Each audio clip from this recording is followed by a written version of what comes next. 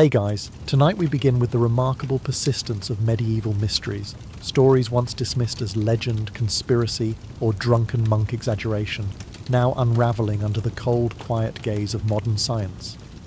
So before you get comfortable, take a moment to like the video and subscribe, but only if you genuinely enjoy what I do here. And let me know in the comments where you're tuning in from and what time it is for you. It's always fascinating to see who's joining us from around the world. Now, dim the lights, maybe turn on a fan for that soft background hum, and let's ease into tonight's journey together.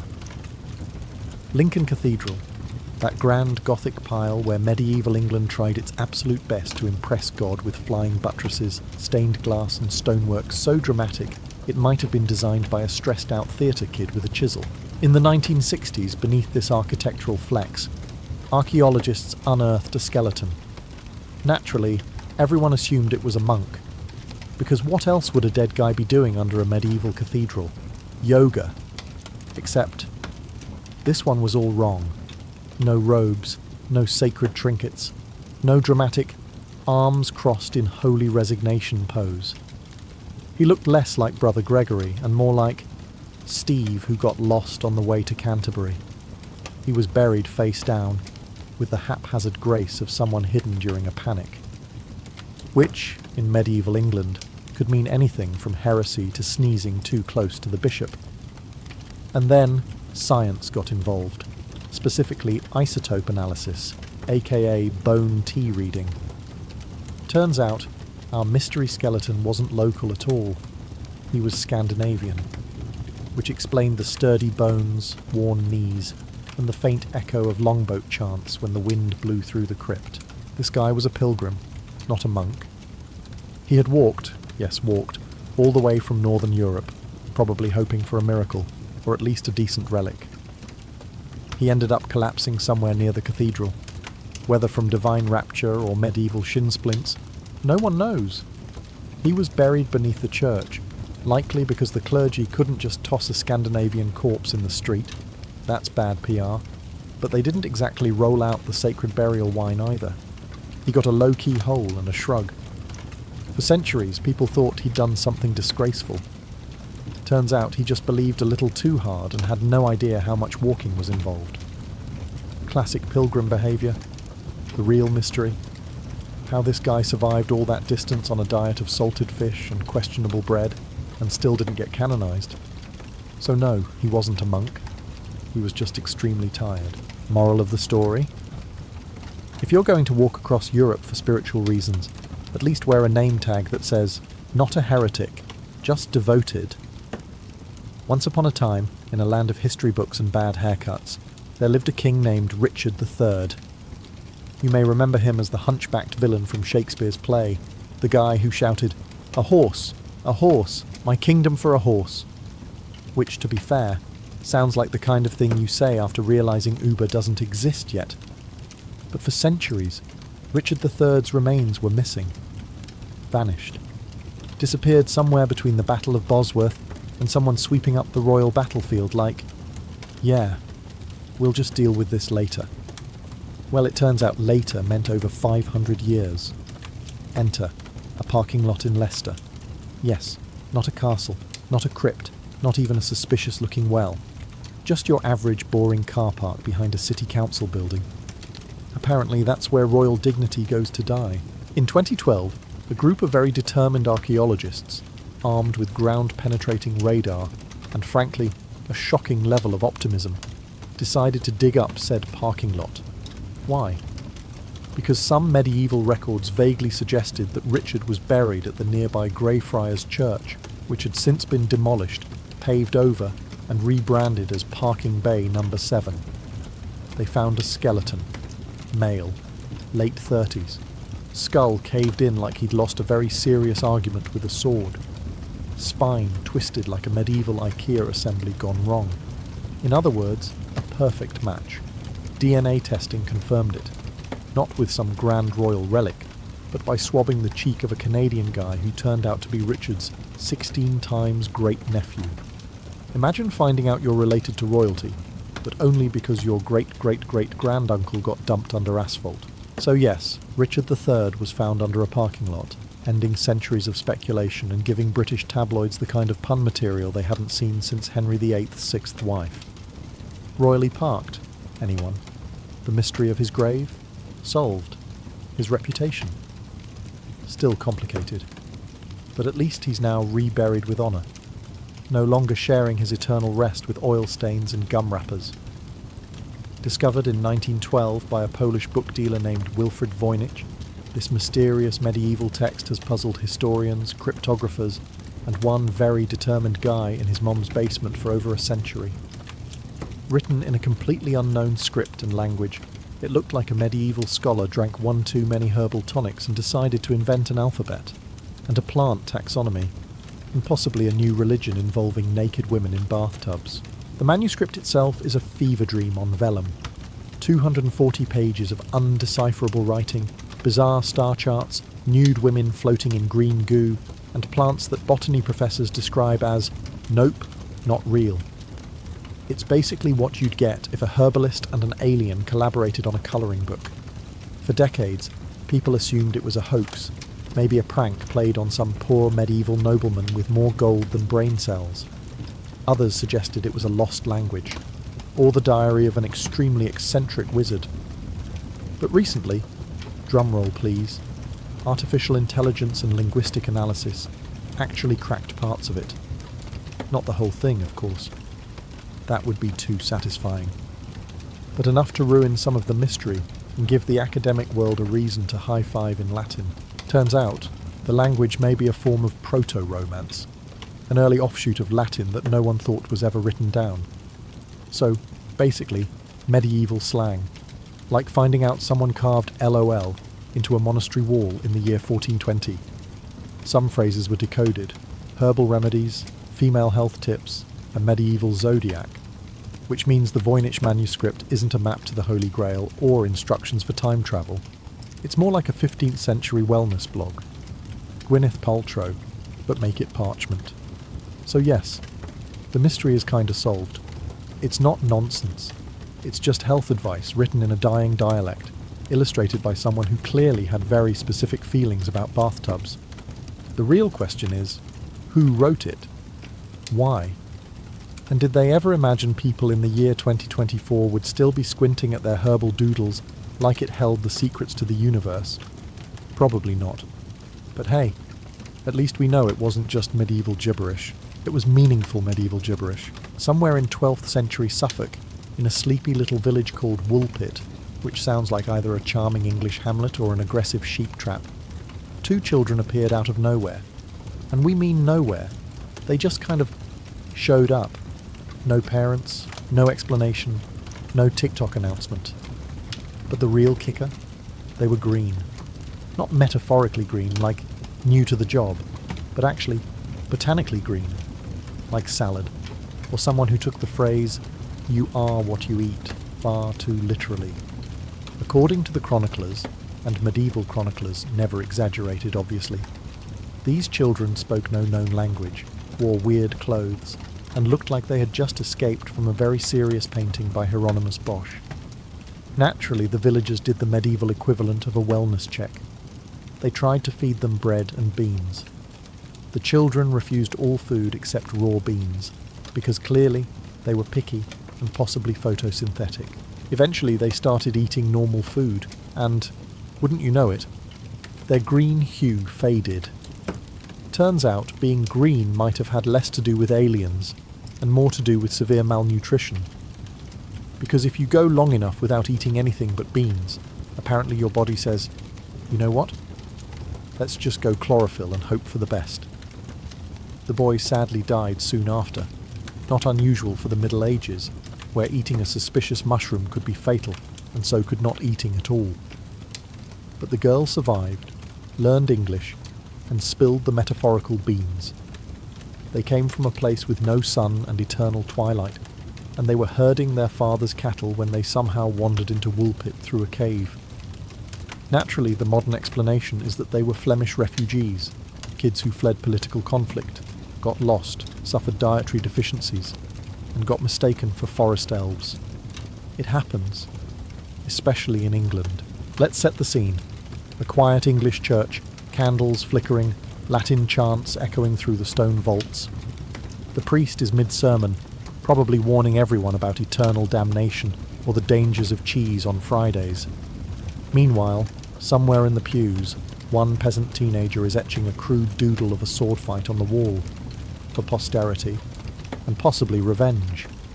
For centuries, strange carvings inside English churches had people scratching their heads, and not just because the benches were made of splintered oak. These symbols were long thought to be protective marks against demons. You know, witches' traps, hex wards, circles to confuse evil spirits who apparently failed geometry. Some of the marks do look ominous.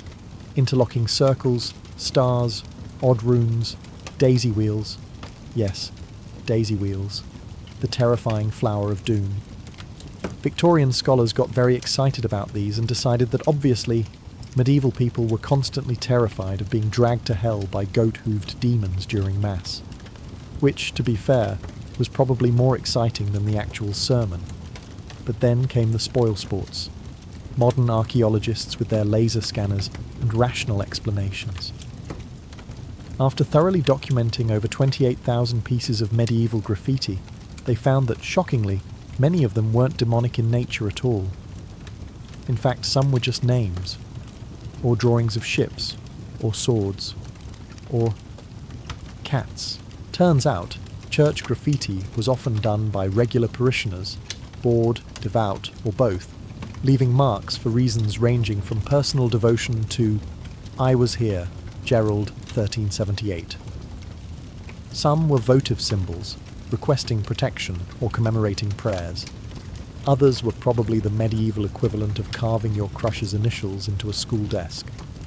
And while some symbols do have a magical bent, a few circles might be hex warding, the idea that every mark was a desperate attempt to trap Satan in a doodle is, well, optimistic at best. So the next time you wander through an ancient English church and spot a scratched outline of a medieval sword fight, or someone's name in jagged lettering, just know, it's not a warning of demonic infestation, it's just Gerald. Bored Gerald, who couldn't sit through another 2-hour homily without expressing himself via blunt instrument on soft limestone. In the annals of medieval mythology, Rungholt has long been whispered about like a soggy Atlantis, a wealthy city swallowed whole by the sea as punishment for its arrogance, pride, and probably subpar tithing. It was said to have sunk in a single night in 1362, during a massive storm called the Grote Mandrenke, or Great Drowning of Men, which is also what happens when you try to cross a North Sea pub crawl during a storm surge. For centuries, people debated whether Rungholt even existed. Some believed it was just a fable to scare coastal villagers into humility, the medieval German version of "clean your room, or the sea will eat your entire town." Others insisted it was real, but had long since been lost beneath layers of silt, salt, and sheep. Legends said Rungholt was decadent. The people were wealthy, godless, and so rude they once refused lodging to a beggar priest. Naturally, God responded in classic Old Testament fashion, with a flood, because nothing says divine justice like aquatic urban renewal. But modern archaeologists have recently confirmed that yes, Rungholt existed, and yes, it absolutely got wrecked by the sea. Thanks to LiDAR scans, sonar mapping, and some very muddy German researchers in galoshes, parts of Rungholt's harbour walls, drainage systems, and dikes have finally been found beneath the Wadden Sea. And guess what? It turns out Rungholt wasn't a fairy tale. It was a thriving North Frisian port city. The area had advanced water control systems, tons of trade, and presumably a whole lot of people who now wish they hadn't settled in a literal swamp next to the ocean. The cause of its destruction wasn't just divine wrath, it was climate change. Medieval Europe was warming, storm surges were rising, and dike maintenance was, let's say, budget constrained. So when the 1362 storm hit, Rungholt was about as prepared as a sandcastle facing a tsunami. Ah, the Knights Templar, history's favourite combination of holy warriors, secret symbols and conspiracy theories involving treasure, grails, and angry church officials. So when a cave in Shropshire, England, was discovered containing mysterious carvings, candle niches, and a suspicious lack of wine racks, the internet predictably exploded into Templar confirmed mode. Enter the Cainton Caves, a sandstone network beneath a farmer's field that looks like the set of a very budget medieval horror film, or possibly a dungeon escape room run by monks. With narrow passages, low ceilings, and intricately carved pillars, it didn't take long before whispers began. Templars, secret rituals, holy relics. Indiana Jones would love this. For years, rumours swirled that this cave had been used by the Knights Templar themselves after they were outlawed in the 14th century. Hidden underground, performing forbidden rites, probably whispering Latin prayers while trying not to bump their helmets on the ceiling. The dramatic lighting in photographs didn't help. The place looked like it belonged in a Dan Brown novel, or at the very least, a particularly committed LARP session. But here's where the recent research comes in to ruin everyone's fun. The cave is probably not that old. Most signs point to the structure being 19th century in origin. That's right, Victorian era, which means the Templars were long gone, and the only secret society using this place may have been a group of bored gentlemen with a flair for the theatrical. There were mysterious rituals, of course. Members of fringe spiritualist groups are known to have used the cave in the 20th century, and modern-day pagans, goths, and at least one wedding photographer have all visited for the ambience. So yes, weird things happened in that cave, but not the medieval kind, more the we're all wearing cloaks and chanting for no clear reason kind. And while it's technically possible the cave repurposed older sites, there's no hard evidence linking it to the actual Templars. No relics, no inscriptions, not even a good old-fashioned sword stuck in a stone. Ah yes, the princes in the tower, a mystery so famous it has its own genre of historical finger-pointing. In the summer of 1483, two royal brothers, Edward V and Richard of Shrewsbury, aged 12 and 9 respectively, vanished from the Tower of London. And not in the got bored and wandered off kind of way, more the likely murdered by political ambition, wearing a fancy doublet sort of vibe. For centuries, everyone had a favourite suspect.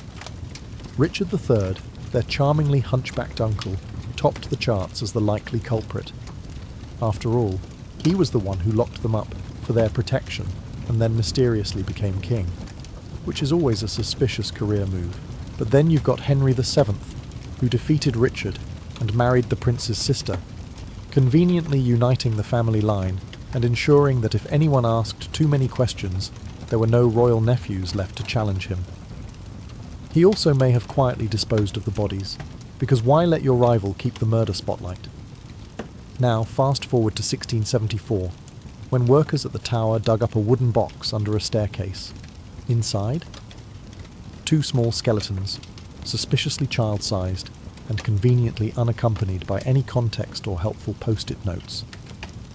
Charles II, never one to overthink things, declared these must be the princes and had them reburied in Westminster Abbey like royal lost luggage.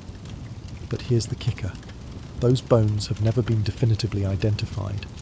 No carbon dating, no DNA testing, just royal vibes and a suspicious staircase. Until now, well, almost.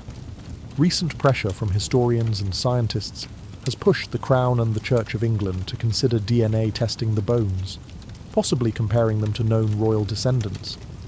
In theory, we could now tell whether the bones belonged to the two York princes, or some poor unrelated medieval kids who got the short end of the architectural renovation stick. The mystery, however, remains unresolved, just barely. The tools are ready. The science is there. The permissions are very British and delayed. But for the first time, we're on the verge of a scientific resolution to a murder mystery older than most castles. Let's set the scene. Strasbourg, Holy Roman Empire, 1518. A woman named Frau Trophea walks into the street and starts dancing. Not fun dancing, not festival dancing, not even wine and regret dancing. No, she danced like her life depended on it. Because according to some witnesses, it might have. Within a week, dozens joined her. Within a month, Reports say up to 400 people were dancing uncontrollably in the streets. Some collapsed from exhaustion. Others suffered strokes, heart attacks, and in at least a few cases, danced themselves to death. Historians call it the dancing plague, which sounds like a rejected Eurovision entry. But the sources are surprisingly consistent. It wasn't a party. It wasn't a flash mob. It was a bizarre, involuntary mass event that left people in serious medical distress. Naturally, the medieval authorities did the logical thing. They built a stage and hired musicians.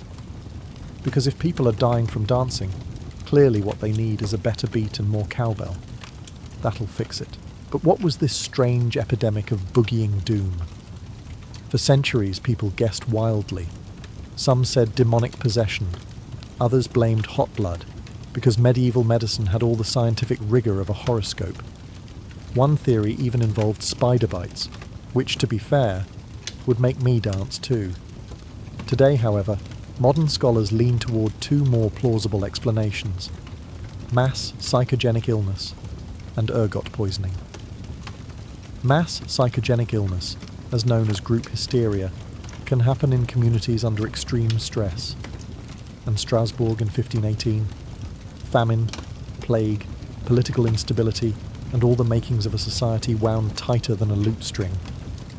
Basically, these folks needed therapy and bread, not a stage show. The other theory is ergot, a fungus that grows on rye and produces LSD-like hallucinations.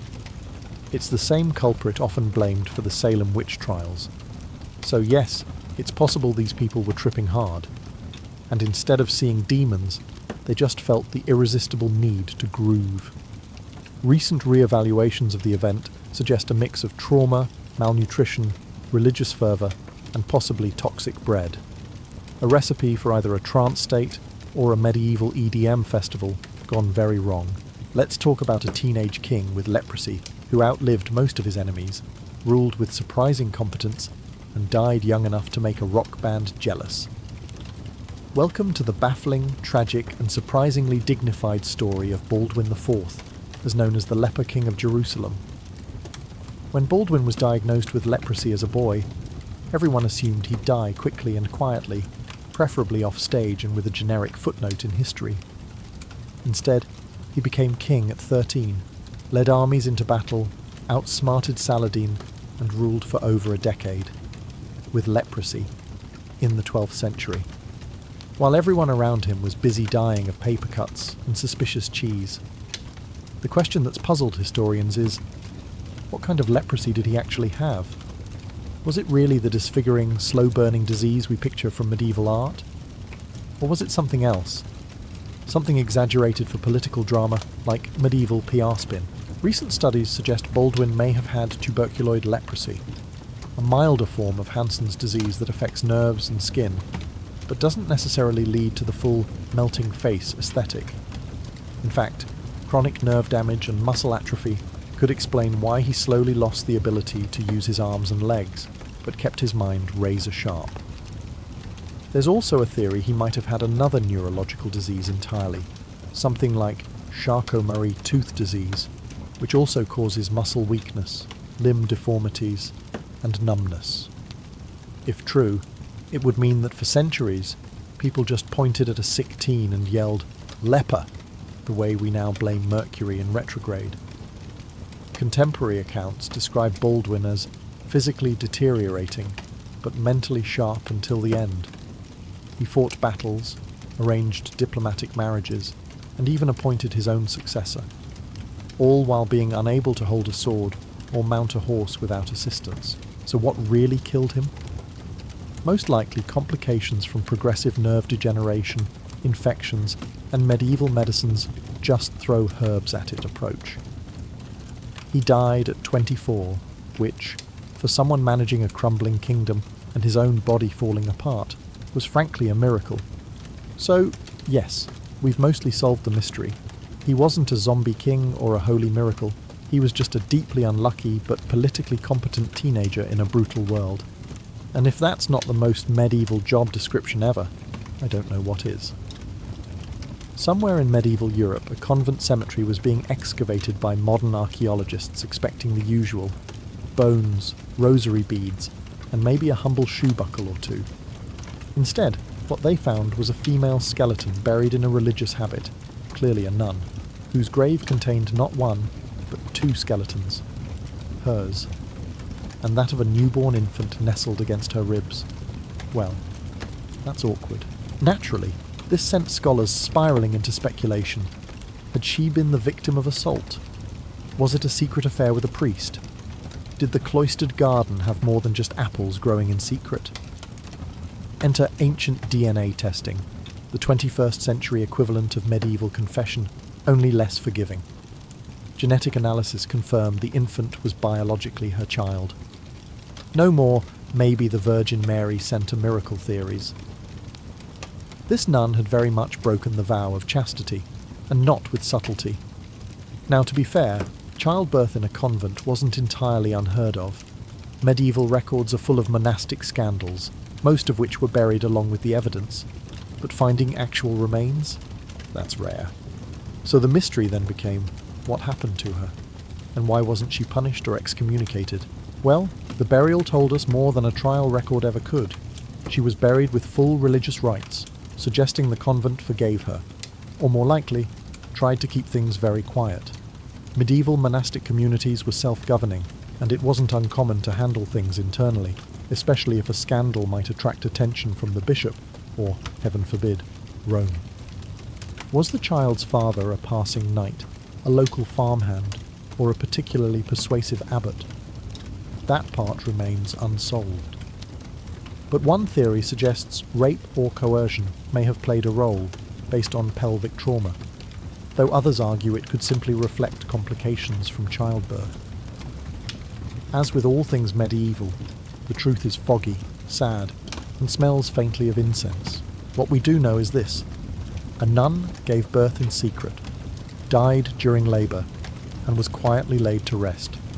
Child in arms, habits intact. And centuries later, DNA analysis pulled her secret back into the light, leaving modern researchers red-faced and medieval ones spinning in their graves. For decades, a bizarre skull found in a medieval European grave had people whispering about aliens, mutants, or possibly a very avant-garde helmet experiment gone wrong. Elongated cranium, weird proportions, haunting sockets, the whole package. If you stumbled across it on a late-night documentary, you'd expect a narrator saying, "Could this be evidence of extraterrestrial visitors?" Short answer, no. Slightly longer answer, someone's mum had very ambitious aesthetic goals for her baby.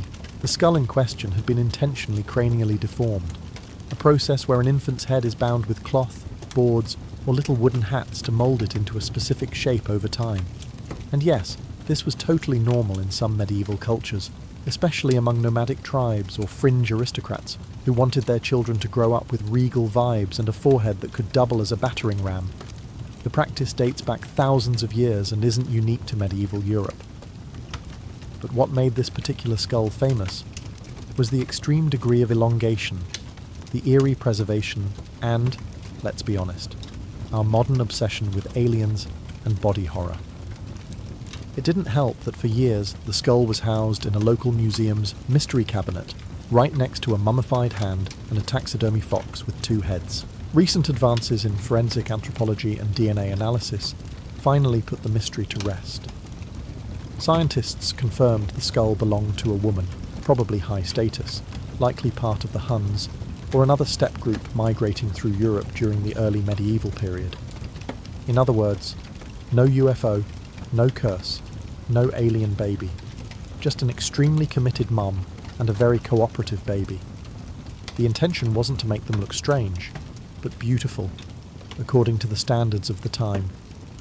Think of it as the medieval equivalent of braces, Botox, and a TikTok filter, all applied before your first birthday. And lest you scoff, remember that modern humans still engage in voluntary aesthetic torture. High heels, corsets, eyebrow threading. At least medieval skull shaping came with lifetime results. No maintenance required. So, picture this. Some kid in England is skipping rocks across a lake probably pretending he's in a video game or being mildly medieval, when suddenly, clunk. His rock hits something. Not a frog, not a boot, a full-blown sword, and just like that, every local news anchor dusted off their Excalibur puns and gave the story more airtime than municipal elections. To be clear, this wasn't King Arthur's sword. That one was allegedly tossed into the lake by Sir Bedivere, and a mysterious hand emerged to catch it, which was a totally reasonable plot point in a time when people believed in dragons and taxes from the church. But back to reality. What the girl found was an actual medieval sword, buried in the lake bed for hundreds of years. It was long, rusted, and, most suspiciously, perfectly shaped like the kind you'd use to defend a muddy castle from Vikings, or to enforce questionable feudal land disputes. Archaeologists stepped in, excited to date the blade and explain its presence in the water. And no, it wasn't Excalibur, but it was a genuine 9th to 11th century weapon, likely of Anglo-Saxon origin. So, what was it doing at the bottom of a lake? Here's where things get squishy. One theory: ritual deposition, the practice of throwing valuable items into lakes or rivers as offerings to gods or spirits. Think of it as medieval Amazon returns, except the recipient is a deity who lives in algae. Another possibility: panic dump. Imagine a knight running from battle, realizes he's about to be arrested or robbed, and flings the sword into the lake with the enthusiasm of someone ditching a phone before it incriminates them. Or, and this is the most likely, accidental loss. Medieval people fished, washed clothes, and sometimes fought near lakes. If you've ever dropped your phone in a toilet, you understand how easy it is to lose something valuable to water. Somewhere in the English countryside, tucked between sheep pastures and pubs with names like the Drunken Duck, stand a group of ancient stones ominously named the Whispering Knights. They're part of the larger Rollright Stones complex, a prehistoric circle of megaliths that look like a druid's IKEA set, long abandoned mid-assembly. Now, the knights aren't exactly knight-shaped. They're 5 tall, jagged stones leaning in towards each other, like they're gossiping at the medieval office water cooler. For centuries, locals believed these stones whispered secrets to each other, especially on moonlit nights, or when you turned your back on them like a complete idiot in a horror movie. Folklore insisted they were cursed knights turned to stone for trying to overthrow a king. Naturally, because in medieval Britain, if you so much as jaywalked, someone declared you a statue by divine punishment.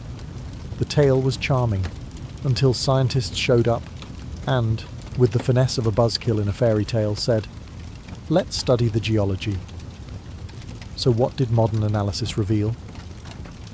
First off, the stones weren't knights. They were just Neolithic, dating back to 3500 BCE, long before chainmail and grail quests. They're aligned in a way that suggests ritual purpose, possibly astronomical, like so many other megalithic sites. Basically, Neolithic people loved big rocks and pointing them at the stars. You know, as one does. But what about the whispering? Here's where things get fun. Acoustic tests found that sound does behave strangely around the stones. Their shape and position create localized echo chambers, meaning whispers spoken in certain directions bounce and carry in unexpected ways. In a pre-science world, this naturally meant witchcraft, curses, or that the rocks were gossiping about your haircut. So while they're not knights, and they're not whispering juicy medieval secrets, they do serve as proof that our ancestors were deeply fascinated with space, sound, and probably freaking out visitors. Today, the Whispering Knights still lean in like they're sharing the latest scandal. And to be fair, if you've stood next to a mildly suspicious group at a party, you know how unsettling that body language can be. Are they haunted? Probably not. But acoustically suspicious? Absolutely. In medieval Europe, if your body refused to decompose properly after death, you had 2 career options: saint or supernatural menace. There was no third path. If the local priest liked you, congratulations. You were a holy miracle, and possibly getting your own stained glass window. If not, get ready for an exhumation and a wooden stake through the ribcage. For centuries, tales circulated of corpses that just wouldn't rot, Monks, nobles, even ordinary townsfolk occasionally made headlines, well, parchment margins, for staying suspiciously well preserved. The living, naturally terrified of being haunted, blamed the usual suspects: sorcery, demonic possession, or just bad vibes. One particularly strange case took place in a small monastery in Eastern Europe. A nun, quiet, pious, and aggressively average in life, was buried during winter. But when her remains were moved months later, her body was found completely intact. Cue whispers of sainthood, candlelight vigils, and at least one terrified kitchen boy fainting on the spot. Fast forward to modern times, and enter science with its usual party-crashing facts. Researchers recently analysed several preserved medieval corpses using high-tech methods such as DNA sequencing, forensic chemistry, and, most thrilling of all, fungal swabbing. What they found was far less mystical and far more microbiological. Turns out, under the right conditions, a body can dehydrate rapidly, especially in cold, dry crypts, which essentially mummifies the remains. This natural preservation, called saponification in some cases, where fat turns into a waxy soap-like substance, can happen without any embalming, curses, or divine intervention. Just good old physics and fungi. As for our holy nun, she was buried during a harsh winter in a particularly airy stone crypt with lime-packed soil, nature's walk-in freezer, no demons, no miracles, just a medieval version of vacuum-sealing leftovers. The best part? While the village once lit candles in her honour, modern analysis revealed her diet consisted almost entirely of pickled fish and rye porridge. So not exactly the stuff of sainthood. But her story reminds us how easily the line between miracle and microbiology gets blurred, especially when people are bored, scared, and living in a time when leeches were considered advanced medicine. When people think of Victorian crime solving, the image that often comes to mind is a man in a bowler hat, coat collar turned up, magnifying glass in hand, prowling the foggy streets of London. While fiction gave us Sherlock Holmes, reality gave us Scotland Yard.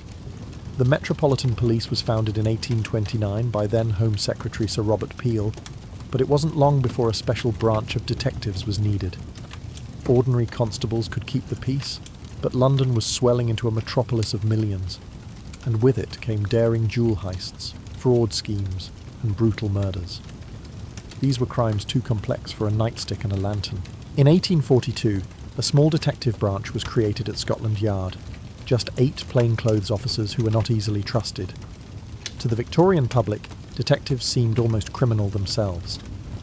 They didn't wear uniforms, they snooped around in taverns, and they infiltrated gangs by disguising themselves.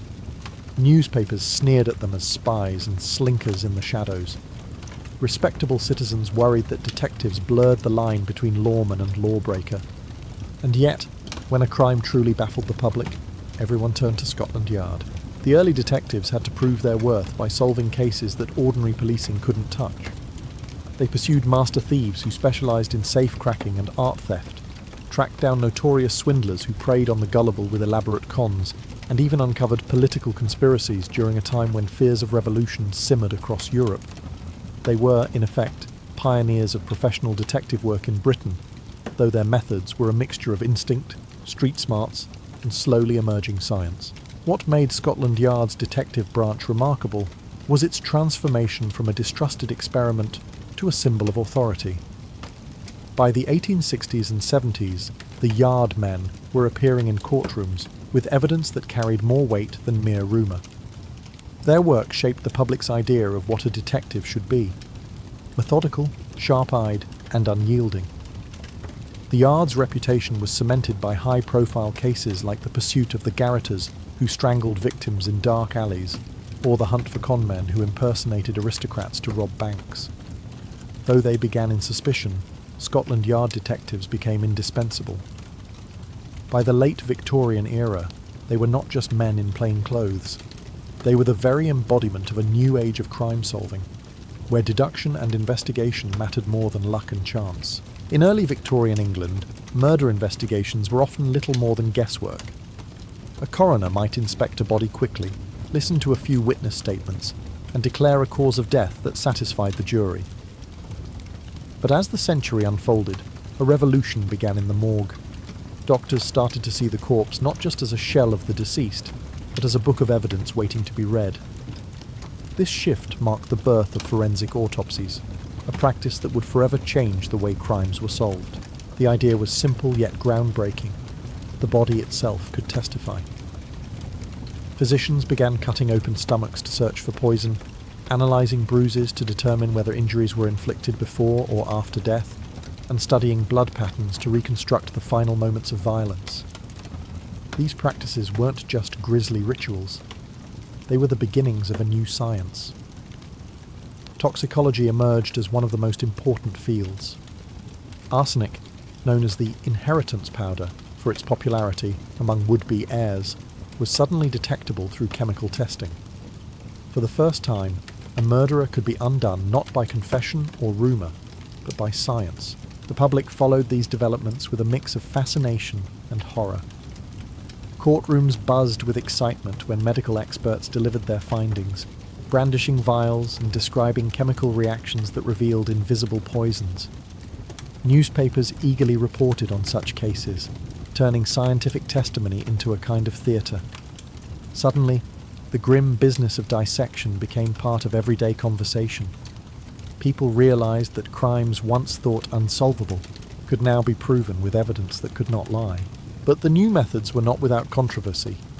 Many Victorians were deeply uneasy about the desecration of the body, still holding religious or superstitious fears about dissection.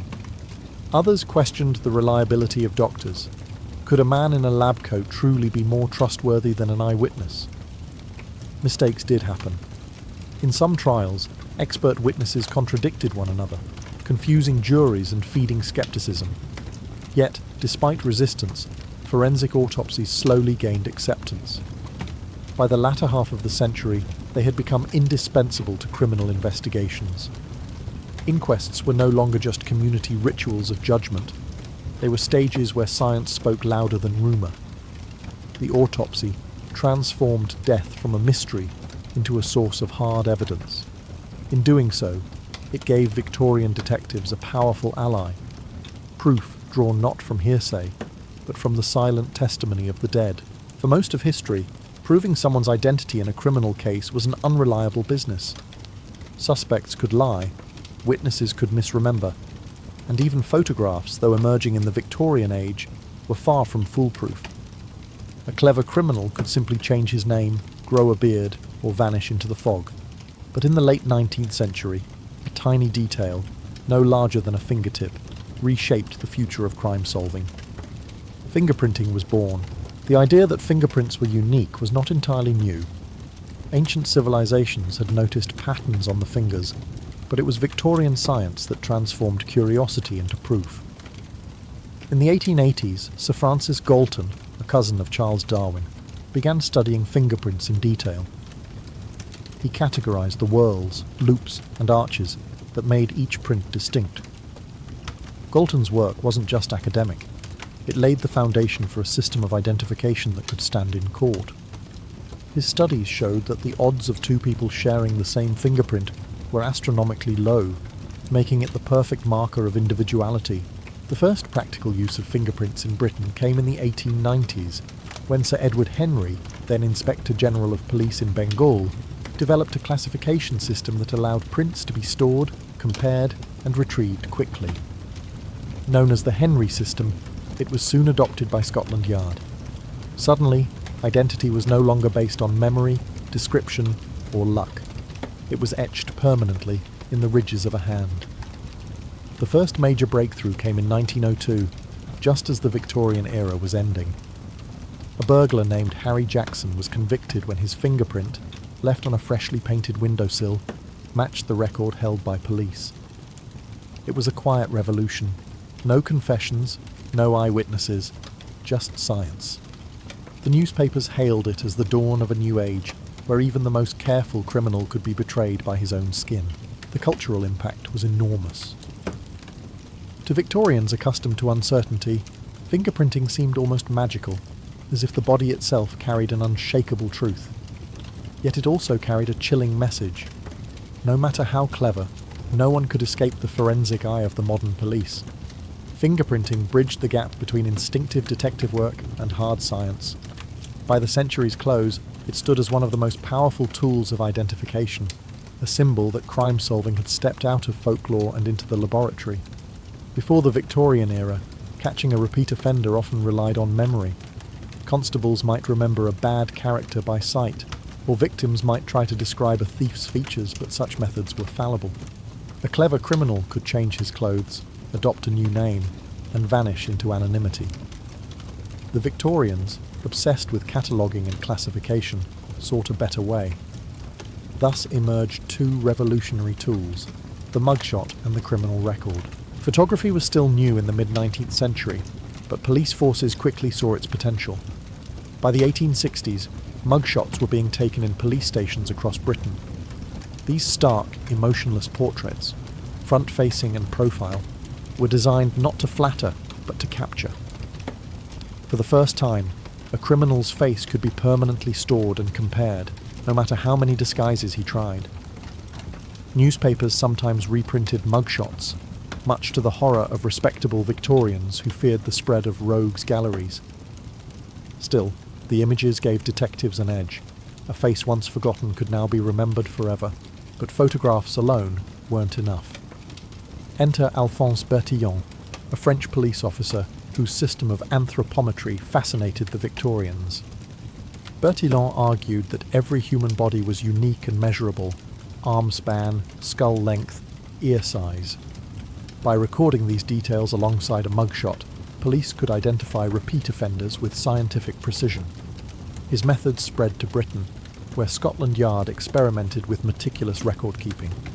Though later replaced by fingerprinting, Bertillon's system marked the first real attempt to turn the human body into data. The creation of criminal records also reflected the Victorian love of order. Index cards and registers meticulously noted aliases, crimes, and sentences. Detectives could trace a suspect's history across years and cities, building patterns of behaviour. This transformed policing from reactive to proactive. Officers were no longer dealing with isolated crimes, but tracking criminal careers. The cultural significance was profound. For the first time, society grappled with the idea that crime could be studied scientifically, that criminals could be classified much like plants in a botanical garden. To reformers, records promised fairness, evidence over gossip. To critics, they hinted at surveillance and the erosion of privacy. By the end of the century, the criminal record was an institution. With mugshots and files in hand, detectives had built an early database of human misdeeds, one that foreshadowed the information-driven policing of the modern world. If one crime terrified Victorians above all others, it was poisoning. Unlike a pistol shot or a knife wound, poison was invisible, silent, and often delivered at the dinner table by someone trusted. Arsenic, dubbed the inheritance powder, was cheap, tasteless, and available in every chemist's shop. In a society where life insurance was on the rise and family fortunes were tempting, poisoning became the crime of choice for the cold-blooded. The police desperately needed science on their side, and chemistry answered the call. The turning point came in 1836, when English chemist James Marsh devised the Marsh test, a reliable method to detect arsenic in the body. For the first time, prosecutors could present hard, scientific evidence of poisoning, rather than relying on circumstantial tales of suspicious tea or sudden illness. The test became famous after a series of sensational trials, where jurors leaned forward in awe as experts demonstrated how a trace of arsenic could be revealed through chemical reaction. Marsh's method turned the laboratory into a courtroom weapon. The Victorians soon demanded more. Other chemists developed techniques to detect strychnine, cyanide, and opium derivatives. Toxicology emerged as a new discipline, and medical experts became indispensable allies to Scotland Yard detectives. It was no longer enough to have a confession. Now the evidence had to be proven, tested, and explained. Murderers who once counted on their cunning were suddenly betrayed by the contents of a victim's stomach, or the sediments in a teacup. These scientific triumphs were not without controversy. Defense lawyers often attacked chemists as charlatans, claiming their tests were flawed or their motives biased. Indeed, early toxicology was still imperfect, and mistakes sometimes sent innocent people to the gallows. Yet with each case, public fascination grew. The Victorian press delighted in publishing the details of chemical tests, turning the science of death into dinner-table conversation. The battle against poisoners also reshaped everyday life. Chemists began labelling dangerous substances more carefully, and the government pushed for stricter regulation of sales. Murderers found it harder to obtain their favourite weapon, though some still tried. The era's fascination with poison gave rise to countless sensational novels and penny dreadfuls, where villains wielded chemistry like black magic. By the late 19th century, forensic chemistry had secured its place in the arsenal of Victorian crime-solving. With each test tube and reaction, science chipped away at murder's cloak of invisibility, proving that even the most subtle crime could leave behind undeniable traces. Before the Victorian age, murder investigations often began with chaos. Crowds would trample through alleys, neighbours rifled through belongings, and policemen themselves sometimes disturbed crucial evidence without realising it. A bloody footprint might be wiped away, a weapon handled by curious hands, and the truth of what had happened forever lost. It was during the 19th century that investigators began to grasp an essential idea. The crime scene itself was a witness. One of the most famous examples was the case of Jack the Ripper in the late 1880s. Though the killer was never caught, the Scotland Yard detectives working Whitechapel's streets tried to apply new methods of observation, cataloguing wounds, sketching crime scenes, and comparing patterns. While their efforts were often hindered by public hysteria and poor lighting, these cases demonstrated the growing importance of preserving the environment of a crime. The Ripper murders, gruesome as they were, forced Londoners to understand that solving crimes required more than catching a suspect. It demanded careful analysis of place and circumstance. Photography soon joined the toolbox. By the 1860s, police forces were beginning to photograph not just criminals, but also crime scenes. Images captured the exact position of bodies, the placement of weapons, and the state of a room before anything was moved. This was revolutionary. For the first time, investigators could revisit a crime scene days or even years later by examining photographs. They could present visual proof to courts and compare details that might otherwise be forgotten. The practice of collecting physical evidence also emerged. Fibres, hair, and even soil samples began to be considered significant. While Victorian scientists did not yet have the tools to analyse DNA or microscopic particles, they recognised that such materials might one day speak volumes. The principle was simple but powerful. Every crime leaves traces. Of course, the process was imperfect. Crime scenes were still compromised, often by sheer curiosity from bystanders or the press. Even police officers struggled to resist tampering with evidence. Yet the seeds of modern forensic protocol had been sown. Investigators learned to mark, measure, and record, rather than disturb. By the end of the Victorian century, the crime scene had evolved from a muddled mess into a structured space of inquiry. Detectives were no longer just chasing suspects. They were reading the silent story written in bloodstains, footprints, and scattered objects. This new awareness elevated the investigation from rumour and instinct to something approaching modern science. By the mid-Victorian era, the detective was no longer just a plainclothes officer lurking in the shadows. He was becoming a cultural icon. Newspapers loved to publish the exploits of Scotland Yard men, often exaggerating their daring to satisfy a public appetite for mystery and justice. At the same time, literature seized on the figure of the detective and transformed him into something larger than life. Fiction and reality began to intertwine in ways that reshaped how crime solving was understood. Charles Dickens was among the first to popularise the detective. Fascinated by crime and the underworld of London, he often accompanied Scotland Yard officers on patrols. His novels, filled with sharp-eyed characters who sniffed out secrets, prepared readers for the idea that deduction could be an art. Soon after, Wilkie Collins introduced Sergeant Cuff in The Moonstone, 1868, a character modelled on real-life detectives. Cuff was methodical, eccentric, and brilliant at noticing details others missed, a clear ancestor of the world's most famous sleuth, Sherlock Holmes. Arthur Conan Doyle's Holmes, debuting in 1887, was a product of his age, half scientist, half magician. Holmes employed magnifying glasses, chemical tests, and deductive reasoning in ways that mirrored the genuine advances of Victorian policing. Yet he was also everything the public wanted detectives to be: cool under pressure, disdainful of fools, and always one step ahead. While Scotland Yard men admired Holmes, they also resented him. Readers often assumed the fictional detective was more capable than the real ones. Still, Holmes cemented the detective as a heroic figure of reason and intellect. The cultural fascination with detectives had real consequences. Criminals, once feared, became characters in a narrative of battle between cunning villain and brilliant investigator. Penny dreadfuls and serialized magazines sold tales of cat-and-mouse chases, while real police cases were reported with theatrical flair. The line between entertainment and justice blurred. The Victorian detective, in print and in practice, symbolized society's hope that order could triumph over chaos. Yet there was also unease.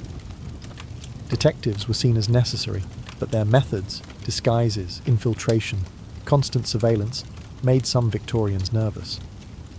Were these men guardians of justice or professional spies? The paradox only deepened their allure. By the century's close, the detective had become both an indispensable reality and an irresistible myth, embodying the Victorian dream that intellect and observation could pierce even the darkest mysteries. By the late 19th century, Victorians were convinced that science could not only solve crimes, but also predict them.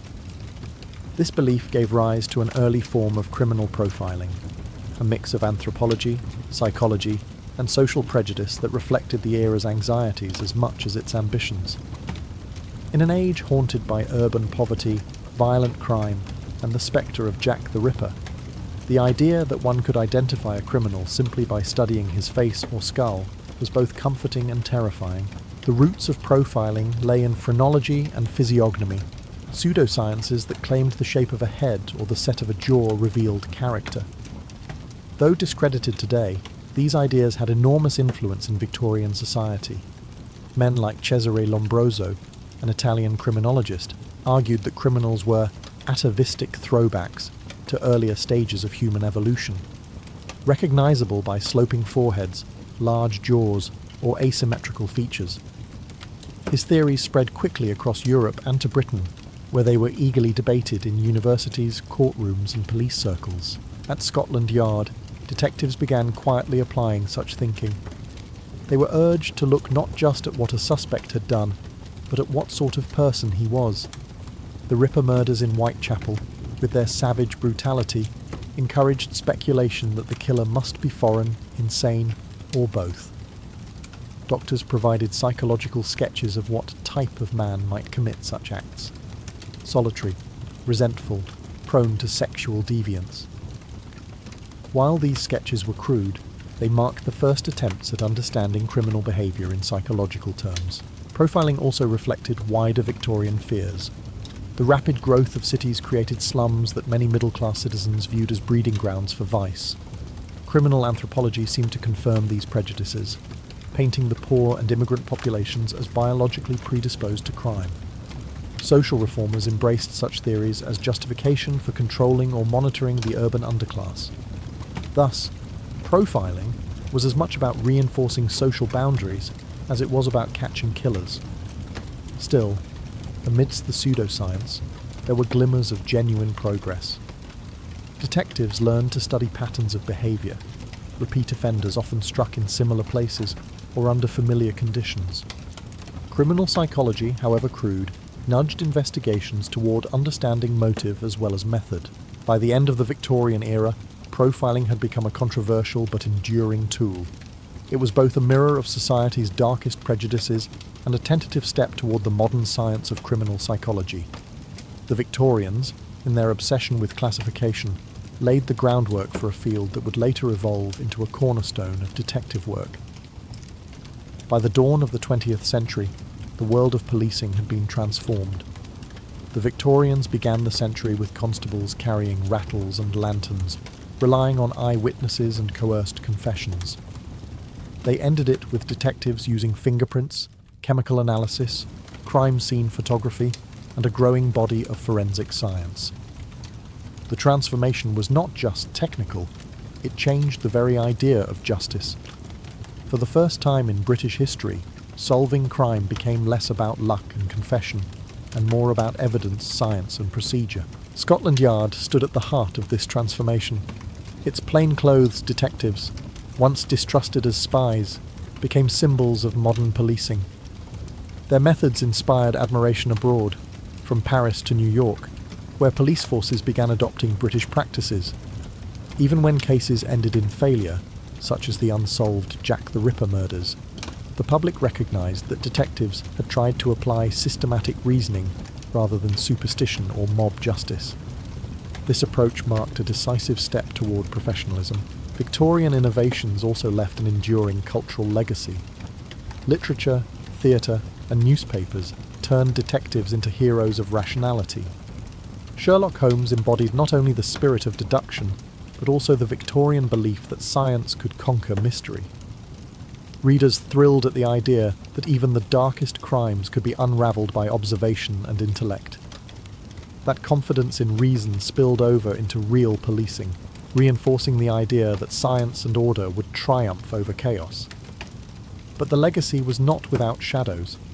Profiling and early criminology, while pioneering, often reinforced social prejudices against the poor, immigrants, and the mentally ill. The same tools that promised fairness could also justify surveillance and control. The Victorian urge to catalogue and classify sometimes blurred the line between protecting society and intruding upon it. Yet, even with these flaws, the groundwork they laid was indispensable for the future. Today's criminal investigations, DNA testing, forensic psychology, digital records, owe much to the Victorians' willingness to experiment. They were the first to imagine a justice system where science, not superstition, held sway. Their successes and mistakes alike created a blueprint for modern forensic practice. The Victorian age began with lantern-lit patrols and ended with laboratories, records, and detectives who were both feared and admired. Their legacy is clear. The meeting of science and crime solving in the 19th century created the foundations of modern policing, ensuring that the voice of evidence would forever speak louder than rumour. For a young man hoping to join the Knights Templar, the journey did not begin with swords or banners, but with silence and shadow. The initiation was held in the stillness of a chapel, usually at night, where flickering candles cast long, wavering shadows across stone walls. The solemn setting was meant to overwhelm the senses, to remind the candidate that he was stepping out of the world of common men and into a life bound by mystery, obedience, and eternal vigilance. Before the ceremony even began, secrecy was emphasized. The initiate was led away from his companions, questioned privately by senior knights, and warned that the vows he was about to take would bind him for life. There could be no turning back. Witnesses were restricted, and no outsider was ever allowed to observe. This veil of secrecy gave the rituals an almost theatrical weight, and it also fueled centuries of speculation. The candidate was then brought before the assembled brothers, kneeling on cold stone in front of the altar. The Grand Master or presiding officer would ask a series of searching questions. Was the man free from debt? Was he married, or under obligation to a lord or bishop? Did he truly understand that he was pledging his life to poverty, chastity, and obedience? These questions were not formalities, they were safeguards. A knight who owed debts, or who had a wife and family, might place divided loyalties above the order. The initiate's responses determined whether he would proceed. If found worthy, he was asked once more if he wished to dedicate himself fully to the order of the temple. Tradition held that the candidate was given several chances to withdraw, lest he claim later that he had been pressured or misled. But once he agreed, the atmosphere intensified. The chapel grew quiet. The brothers bowed their heads, and the initiate prepared to take his oath. This moment was the threshold, the last step before shedding his old identity and becoming a soldier of Christ. From here, the candidate would be stripped of his former life, his clothes replaced with the white mantle of the Templar, and sworn to a rule that demanded complete loyalty. The solemnity of the setting ensured that when the words of the oath were finally spoken, they carried the weight not only of ritual, but of destiny. Once the initiate had been examined and accepted, the heart of the ceremony began, the taking of the sacred oath. He was led to kneel again before the altar, the dim candlelight glinting off the steel and silver of the assembled knights. This was no casual promise, but a binding contract, one that fused the spiritual vows of the monastic life with the martial discipline of the warrior.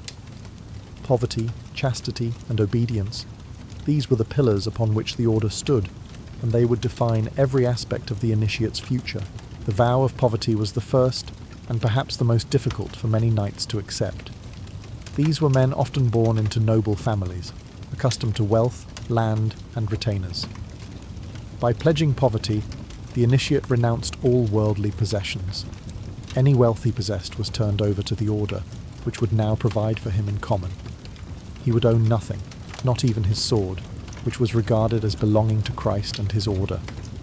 To a man raised in privilege, this vow was a symbolic death of the self. Next came chastity.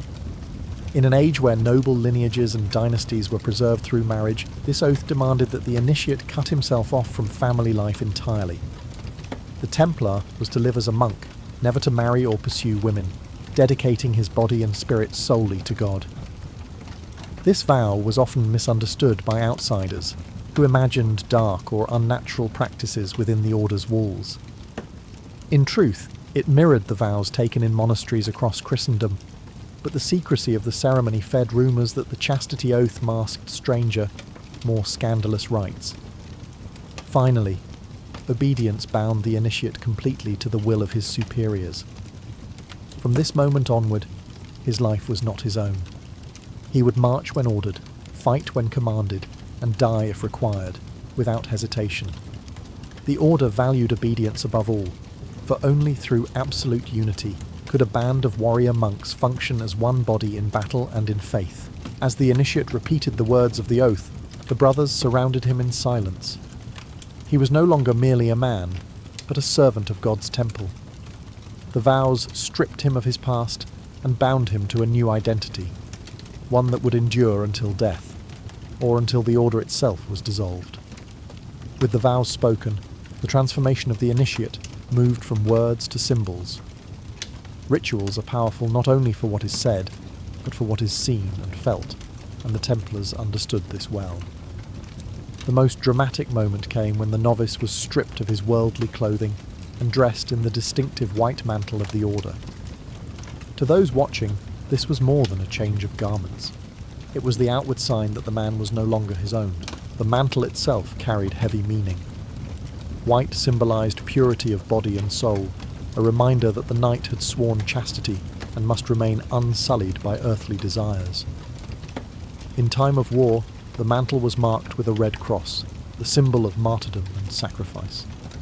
The red was no decorative flourish. It was a pledge that the wearer was ready to shed his blood for Christ and the defence of the Holy Land. From this moment on, the initiate was not simply a knight, but a Miles Christi, a soldier of Christ. The ceremony often included further symbols. The initiate might be handed a belt and sword, though both were considered property of the order rather than the individual. The sword, blessed in ritual, symbolized both defense of the innocent and punishment of the wicked. It was not to be used for personal gain, vengeance, or glory, but solely for the cause of God. In placing the sword in his hand, the brothers reminded the new knight that his strength was no longer his own. It was consecrated. The ritual was also meant to humble. In some accounts, the initiate was required to lie prostrate before the altar as prayers were chanted above him. Others described the new knight kissing the ground or the cross, acknowledging his lowliness before God and his dependence on divine mercy. These actions reinforced the Order's central teaching. A Templar was not a lord, not a free agent, but a servant bound by duty. When the mantle finally rested on his shoulders, the initiate had been remade. In the eyes of his brothers, he was now part of a sacred fraternity that transcended family, nation, or wealth. The mantle was both a privilege and a burden, a public declaration that this man belonged not to himself, but to the mysterious and powerful Order of the Temple. Once clothed in the white mantle, the initiate entered the most mysterious phase of the ceremony, the prayers whispered in darkness. Unlike the public chants of the church, these words were spoken in hushed tones, passed from elder to novice, as though they were sacred keys to unlock the hidden heart of the Order. The chapel, already dim with candlelight, seemed to grow even darker as the brothers intoned their secret formulas. For the initiate, it was a moment of awe and of unease. The prayers themselves were rooted in Christian liturgy, invoking the Virgin Mary, Christ, and the saints. Yet they were not identical to the mass prayers one might hear in a cathedral. The Templars had their own cadences, their own formulae, known only to those within the Order. To the outside world, this secrecy raised suspicion. Rumours circulated that the knights denied Christ, spat upon the cross, or worshipped strange idols during these prayers. While historians generally agree that such accusations were exaggerated, or even fabricated by enemies of the Order, the very fact that the rituals were private fueled the legends of blasphemy. During these whispered devotions, the initiate was reminded of his vows. Poverty was framed as following the example of Christ, who had no place to lay his head. Chastity was praised as the way of the angels, a purity that allowed the knight to fight without distraction. Obedience was exalted above all, compared to Christ's submission to the will of God. The initiate was urged to see himself not as a man of flesh and pride, but as a vessel for divine will. The brothers surrounding him lent weight to the moment. Their silence between prayers, the rustle of mantles, and the solemn repetition of sacred words created an atmosphere both intimate and overwhelming. It was a reminder that he was now part of a brotherhood that prayed together, fought together, and if necessary, died together. To outsiders, these secret prayers were proof of the Templars' dangerous hidden knowledge. To those within, they were the cement that bound each knight to the Order. The whispered formulas stitched the vows into the initiate's soul, binding him not only to his brothers, but to mysteries too profound to be spoken aloud in the open world. The vows and prayers marked the spiritual birth of a Templar, but the Order did not simply accept words at face value. To ensure that the initiate truly understood obedience, he was often subjected to trials, small but symbolic tests of loyalty. These were not meant to humiliate, but to engrave the idea that a knight of the temple must obey instantly, without hesitation, whether in the chapel or on the battlefield. Accounts of these trials vary, and much is clouded by later exaggeration. Some chronicles describe an initiate being commanded to perform a task on the spot, perhaps to kneel for a prolonged time, to remain silent while others mocked him, or to accept a symbolic act of humiliation. Such exercises reminded the novice that pride and independence had no place within the brotherhood. If he could not surrender his will in a simple act, how could he be trusted to hold the line in the chaos of war? Other trials were sterner. A recruit might be asked a final time whether he truly wished to stay, while the brothers pressed him with warnings of hardship. Battles without end, a life without possessions, the constant risk of martyrdom. If he hesitated, he was encouraged to withdraw, for the Order preferred a small band of unwavering men over a host of wavering half-brothers. This insistence on absolute commitment became the foundation of the Templars' reputation for discipline. Enemies of the Order later twisted these trials into dark accusations.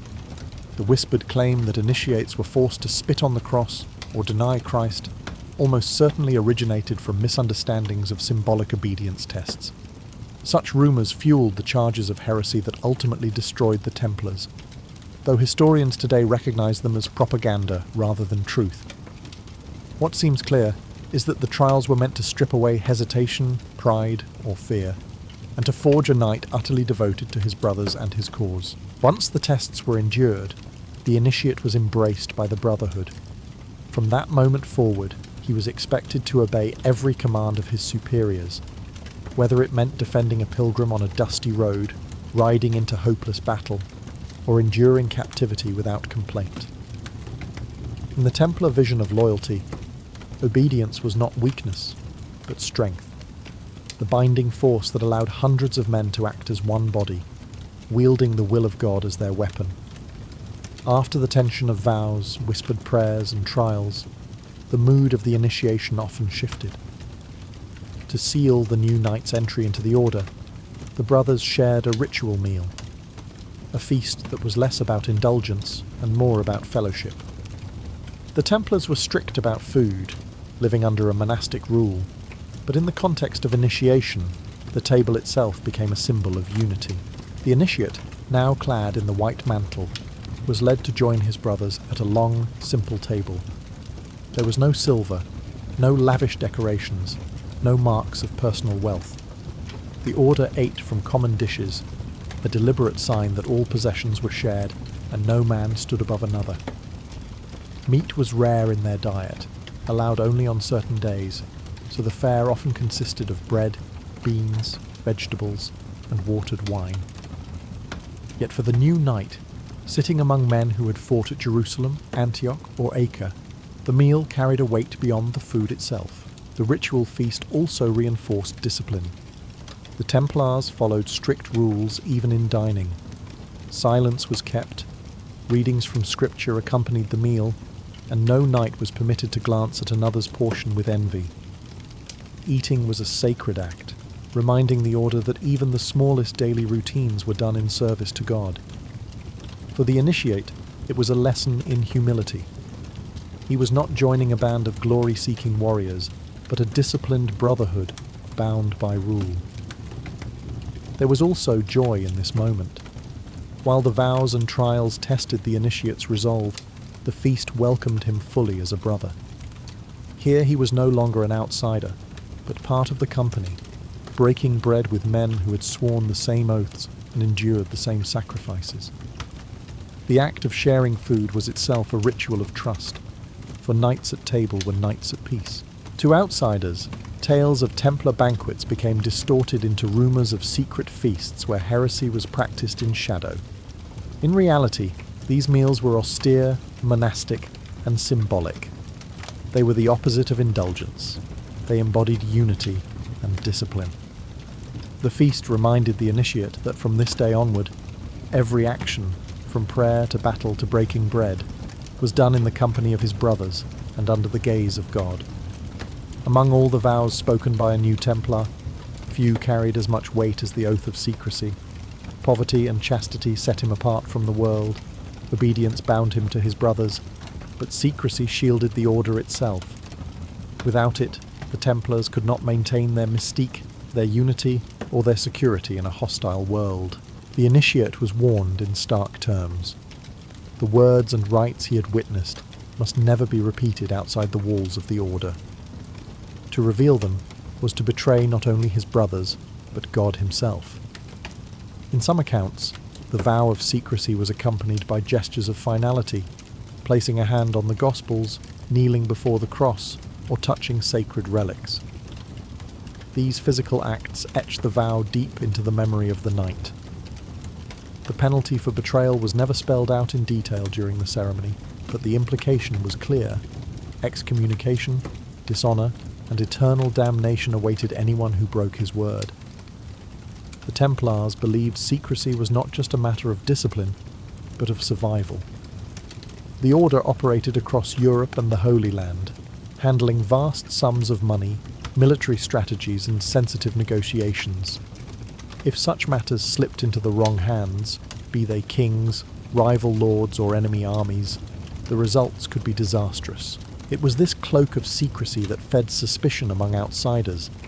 Because the rites were hidden, rumours flourished.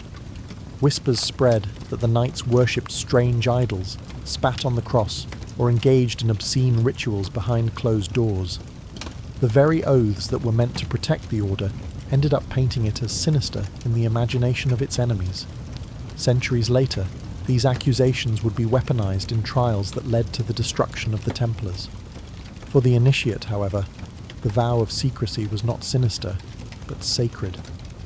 It marked him as a guardian of mysteries, trusted by his brothers and bound to them in silence. It was a reminder that the Order lived not for the world's approval, but for God's command. By swearing secrecy, the Templar crossed a final threshold. He now held truths he could never share, even at the cost of his life. This invisible bond was as strong as any sword or shield, ensuring that the Order's power remained hidden, disciplined, and feared. As the secrecy vows faded into silence, the initiation turned toward its final sanctification. What had begun as a questioning of loyalty and a stripping of worldly ties now shifted into a moment of blessing. The chapel filled not with whispers of secrecy, but with the solemn cadence of prayer as the brothers called upon God to consecrate the life of their new companion. The presiding master often laid his hands upon the initiate's head or shoulders, invoking divine protection and strength. These blessings were drawn from the language of the church, but tailored to the martial vocation of the order. The knight was prayed over as both monk and soldier, a defender of pilgrims, a scourge of infidels, and a vessel of Christ's will on earth. In some accounts, psalms were sung, chants of victory and steadfastness, echoing like the hymns sung by monks at midnight vigils. The initiate was also reminded of the spiritual promises bound up in his vows. Poverty would not mean deprivation but freedom, for by surrendering wealth he gained a treasure incorruptible. Chastity was framed as a gift of purity, raising him above worldly distraction so that his heart could remain wholly fixed on God. Obedience, the hardest vow of all, was described as the very path Christ himself had walked, submitting even unto death. By embracing these disciplines, the Templar was promised the ultimate reward: salvation, the crown of martyrdom, and eternal fellowship with the saints. At this stage, the language often grew martial. The initiate was told that he now bore the armour of faith and carried the sword of the Spirit. His life was no longer his own. It was a campaign under the command of the Heavenly King. Should he fall in battle defending the Holy Land, his death would not be in vain but counted as a martyr's victory. This promise made the risks of the battlefield not merely tolerable, but holy. The blessings ended with a final charge: to live uprightly, to guard the weak, and to uphold the honour of the temple.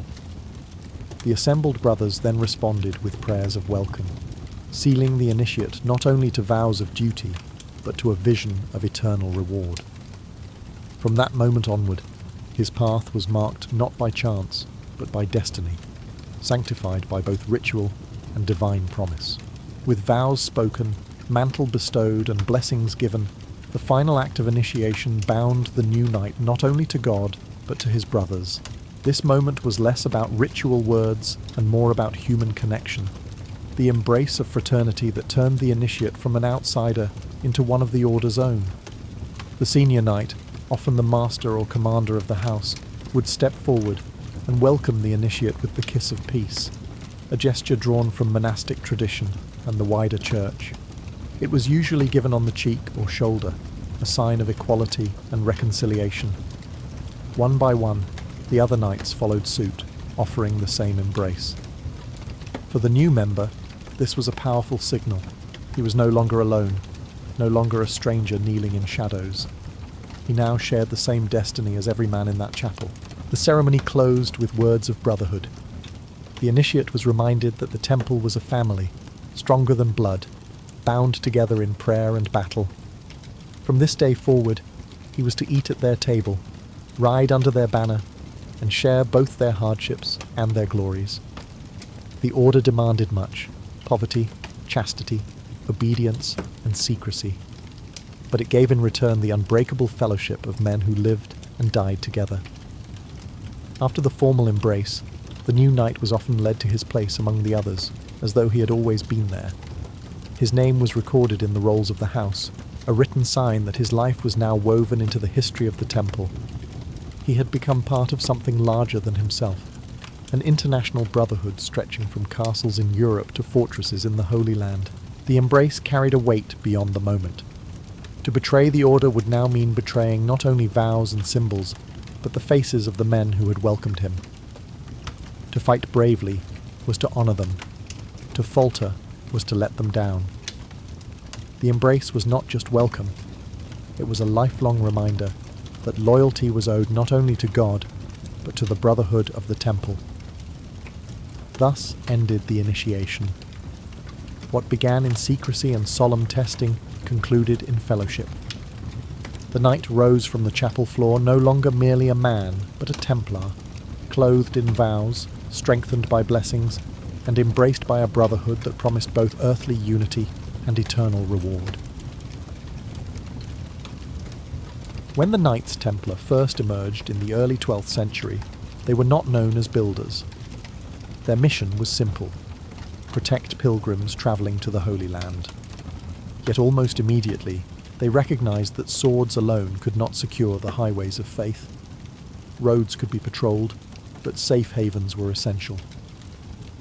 Thus began the Templars' transformation from warrior monks into architects of some of the most formidable castles the medieval world had ever seen. Unlike the castles of kings or feudal lords, Templar strongholds did not serve dynasties or families. They were communal structures, owned by the order and consecrated to Christ. Each fortress represented not personal glory, but collective mission: to defend the Christian world against enemies and to provide sanctuary for travellers. Their castles became both military hubs and spiritual symbols, stone sermons rising out of the landscape. Templar fortifications were strategically placed. They anchored trade routes, guarded mountain passes, and dominated coastal harbours. Many were erected along the frontiers of Crusader states, where the clash between Christian and Muslim forces was constant. In Europe, their castles safeguarded treasure houses, training grounds, and commanderies that fueled the Order's global network. Wherever a Templar fortress stood, it announced stability and power, often in lands plagued by conflict. Architecturally, these castles combined brute strength with subtle symbolism. Their walls were thick, their towers carefully angled to repel siege engines, and their gates designed to funnel invaders into deadly traps. Yet within those walls lay chapels where knights gathered to pray before battle. The contrast was deliberate. Stone bastions of war sheltering quiet sanctuaries of faith. Every fortress, from the deserts of Syria to the green hills of Portugal, embodied the dual identity of the Templar, monk and soldier. To medieval eyes, these fortresses seemed unshakable. They projected an image of divine protection, as though God himself had lent strength to the stones. Pilgrims who entered their gates saw more than battlements. They saw a vision of the church militant, unyielding before the storms of war. And for enemies, a Templar castle was both a military obstacle and a spiritual statement. The cross carved into its walls was as daunting as the swords of the men inside. In building castles, the Templars built more than defences. They built monuments to their mission, fusing architecture with ideology. These warrior fortresses were not merely shelters of stone, but enduring symbols of a holy cause. If there was ever a fortress that embodied the Templar vision of strength and faith, it was Crac de Chevalier. Rising above the Syrian plains, this massive stone citadel was more than a military outpost. It was a statement of permanence in a land defined by shifting battles and fragile crusader states. Perched on a hill nearly 650 metres above sea level, Crac dominated the surrounding landscape, its silhouette visible for miles. For pilgrims, it was a beacon of safety. For enemies, it was a daunting reminder of the Crusaders' determination to stay. Crac de Chevalier was originally built by local lords, but in 1142 it was entrusted to the Templars' brother order, the Knights Hospitaller. Still, its design and use reflected the same principles that guided all Templar construction. The fortress became the gold standard of Crusader military architecture: double concentric walls, deep moats carved from living rock, and a series of towers that allowed defenders to rain arrows and stones upon attackers from every angle. Each wall contained passageways for swift movement, ensuring that soldiers could be deployed wherever the threat was greatest. Inside the fortress, practicality blended with spirituality. Vast storage rooms allowed Crack to withstand sieges lasting years, while a chapel stood at its heart, reminding the knights that their battles were fought under divine sanction. The chapel's austere design reflected the Order's vow of simplicity. No gilded ornaments, no flamboyant decoration, only the stark beauty of stone and the glow of candlelight. For Muslim chroniclers, Crack was a nightmare. The fortress resisted repeated assaults and stood as a nearly impregnable bastion during the height of the Crusades. Saladin himself attempted to take it, but even his formidable armies could not breach its walls. Only in 1271, after decades of defiance, did the fortress finally fall to Sultan Baybars. Even then, legend holds that the defenders surrendered not through force, but through a forged letter tricking them into believing their masters had ordered retreat. To this day, Crac des Chevaliers is regarded as one of the finest examples of medieval military engineering in the world. Its walls tell a story not just of stone and mortar, but of ideology, the merging of knightly discipline with monastic devotion. For the Templars and their peers, Crac was more than a fortress. It was the crown jewel of a sacred war, a monument to the belief that faith could be defended with both prayer and steel. While the Holy Land drew most of the Templars' fame, their castles in Portugal tell a different but equally fascinating story. Here, on the far western edge of Europe, the Order played a vital role in the Reconquista, the centuries-long struggle to reclaim Iberia from Muslim rule. Portuguese kings quickly recognized the Templars as invaluable allies, granting them lands and resources in exchange for their military support. In return, the knights built fortresses that anchored the Christian frontier and helped forge the identity of the emerging Portuguese nation. One of the most iconic of these strongholds is Tomar, founded in 1160 by Grand Master Gualdim Pais. Rising on a hill above the Nabão River, Tomar became the Templars' headquarters in Portugal and later one of the most important commanderies in Europe. Its round church, inspired by the Holy Sepulchre in Jerusalem, symbolized the Order's direct link to the sacred sites of the Crusades. Unlike the austere chapels of the East, Tomar blended military utility with artistic flourishes, foreshadowing the fusion of Templar and Portuguese culture. But Tomar was not alone. Across central Portugal, the Templars erected a chain of fortresses, Almirol, perched dramatically on a rocky island in the Tagus River, Monsanto, carved into granite cliffs, and Pombal, controlling vital roads. These castles were not merely defensive, they were statements of control. Each fortress secured conquered territory, safeguarded Christian settlers, and provided staging points for further campaigns southward. Their presence ensured that the frontier advanced steadily, brick by brick, stone by stone. The architecture of these Portuguese castles reflected both local tradition and Crusader innovation. Thick curtain walls, elevated towers, and narrow gateways mirrored Eastern designs, while their placement exploited Iberia's rugged terrain. Many of the fortresses also included cloisters and chapels, underscoring that these were not castles of feudal lords, but of warrior monks who lived by rule and prayer. In time, when the Templar Order was suppressed, their Portuguese holdings did not vanish. Instead, they passed into the hands of the Order of Christ, a successor institution that carried on Templar traditions. Under this banner, Portuguese explorers would sail into the Atlantic and beyond, using Tomar as both a spiritual and logistical base for voyages that reshaped the world. Thus, the Templar castles of Portugal stand as western bastions of their mission, fortresses that guarded a frontier, forged a kingdom, and laid the foundations for global exploration. In England, the Templars' castles and commanderies carried a slightly different purpose than their counterparts in the Holy Land or Iberia. Here, the Order was less concerned with defending contested frontiers and more invested in consolidating wealth, training recruits, and safeguarding the flow of resources that sustained the crusading effort abroad. Yet their English strongholds still bore the unmistakable stamp of Templar architecture, an austere blend of martial utility and spiritual devotion. The most famous of these was the Temple in London, established in the mid-12th century. While not a fortress in the traditional sense, it was a fortified enclave in the very heart of the city. Its round church, modelled after the Holy Sepulchre in Jerusalem, remains one of the best surviving examples of Templar design in Western Europe. Here, knights trained, prayed, and managed the financial dealings of the order. The London Temple became a hub of international banking, where monarchs deposited treasure and pilgrims secured safe passage to the east. Its defences were less about battlements and more about law, influence, and the sacred authority the order wielded. Beyond London, the Templars established castles in strategic rural sites. In Lincolnshire, they fortified Witham and Temple Brewer, both serving as centres of administration and recruitment. Templehurst in Yorkshire and Rothley in Leicestershire were similar outposts, less massive than Crack or Tomar, but vital nodes in the Templar network.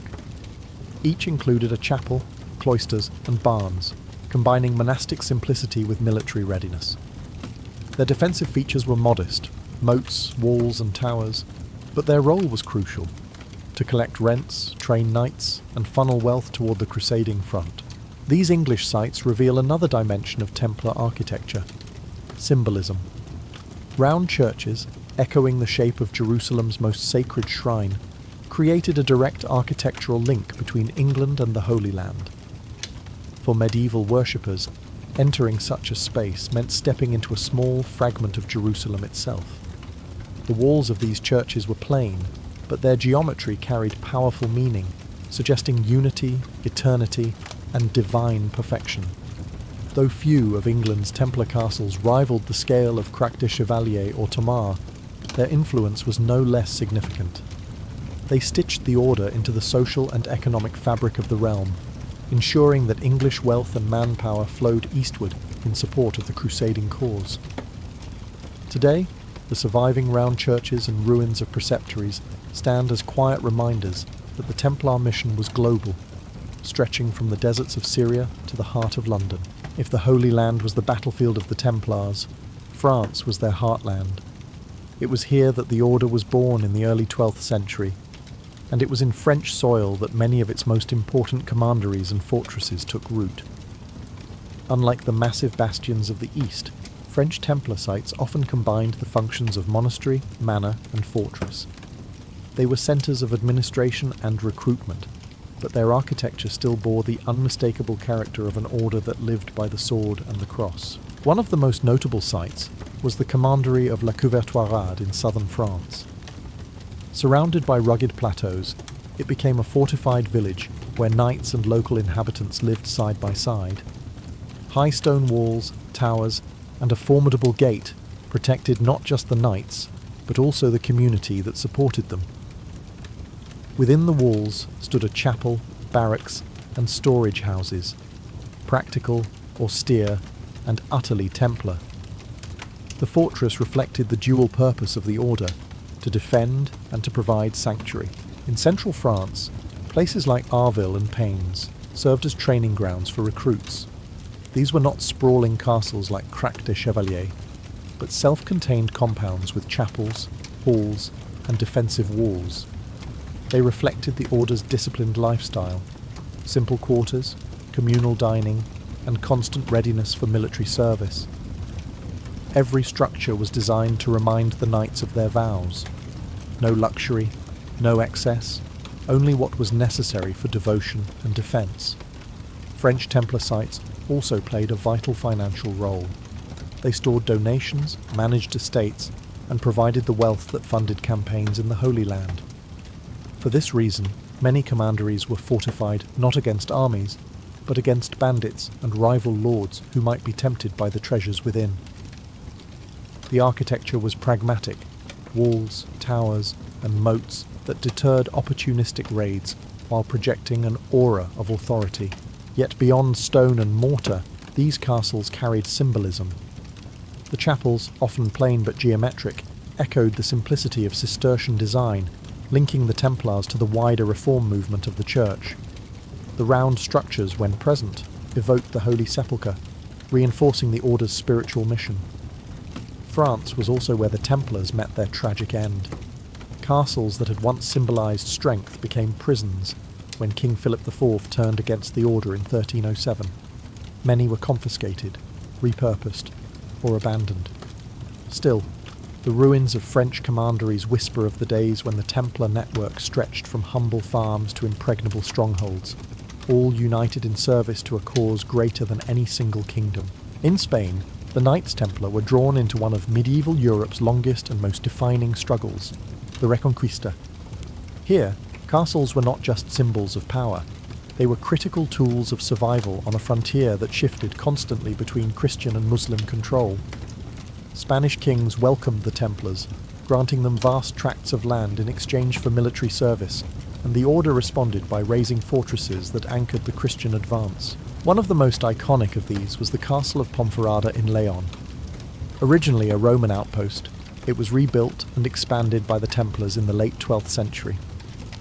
The fortress grew into a sprawling complex of towers, courtyards, and thick curtain walls, guarding the pilgrims' road to Santiago de Compostela. Pilgrims found safety within its gates, while enemies found an imposing wall of stone blocking their ambitions. The blend of utility and faith, the protection of travellers bound for a holy shrine, was quintessentially Templar. Farther east, in Aragon, the castle of Monzon became a crucial Templar stronghold. Rising from a rocky hill, it commanded the surrounding plains and served as both fortress and training ground. It gained fame as the place where the young King James I of Aragon was raised under Templar guardianship, highlighting the order's role not only as warriors, but also as political players.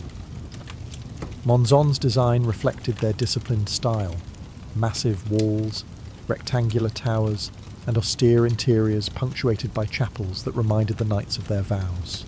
Other fortresses, like Peñíscola on the Mediterranean coast and Miravet overlooking the Ebro River, demonstrated the order's skill in adapting architecture to diverse landscapes.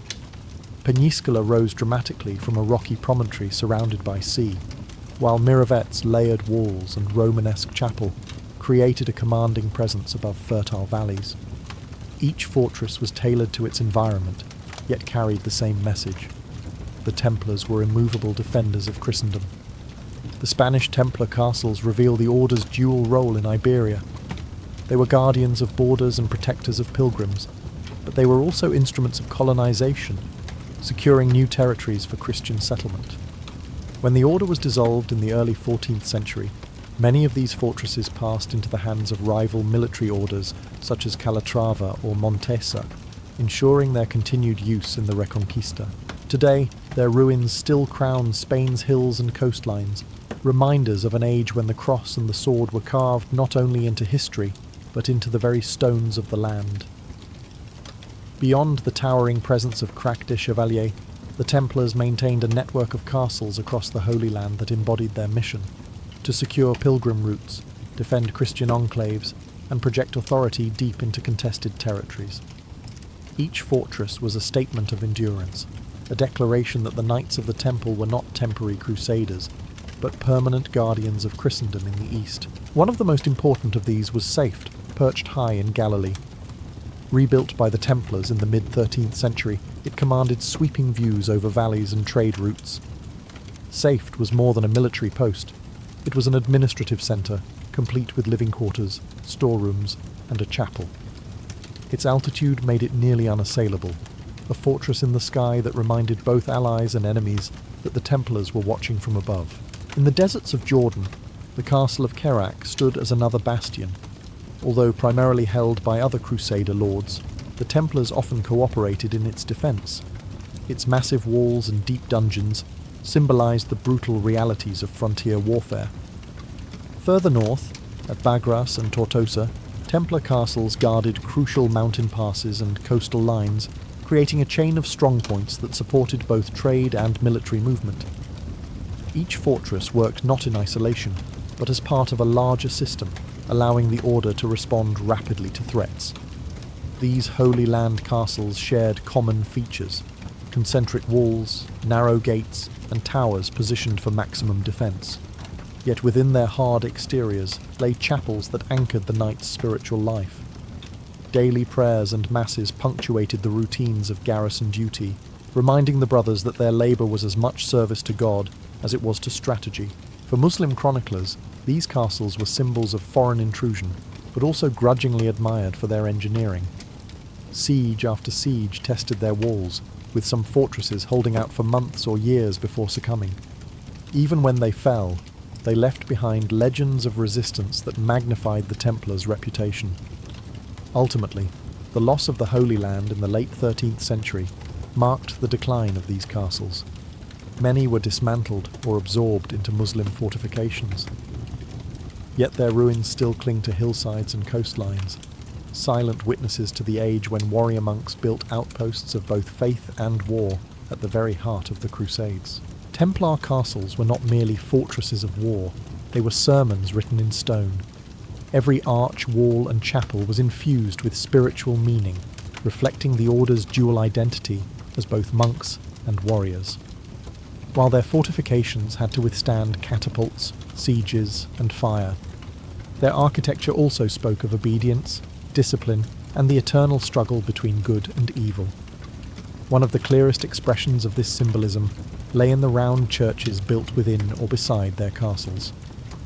Modelled on the Church of the Holy Sepulchre in Jerusalem, these circular sanctuaries reminded knights that they were spiritually tied to Christ's tomb, the very centre of their mission. To worship in such a space was to stand, symbolically, in Jerusalem itself, even if the castle lay in England or France. The circle also carried deeper meaning: unity, eternity, and the divine order that the Templars believed they defended with their swords. Crosses carved into walls, gateways and towers reinforced this message. Sometimes painted in red, sometimes cut directly into stone, the cross reminded all who entered that the fortress belonged not to a lord or king, but to Christ. The red cross on the knights' mantles was mirrored in their architecture, turning their castles into visual extensions of their vow. Even the placement of castles carried spiritual undertones.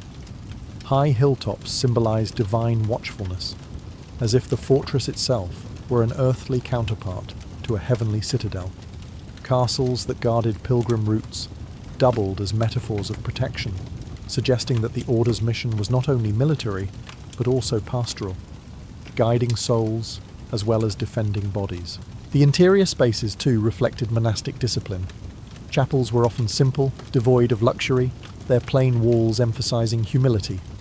Living quarters were austere, reminding the knights daily of their vows of poverty. Even the refectories where they shared meals were designed to embody equality. Long tables without seats of honour, reinforcing that all brothers stood equal before God.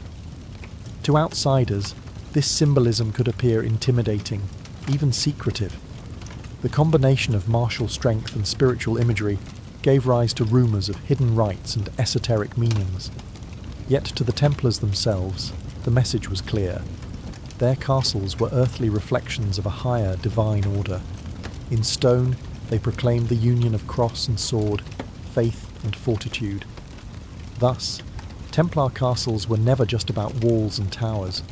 They were about identity, visible monuments to a brotherhood that sought to embody heaven's order on earth.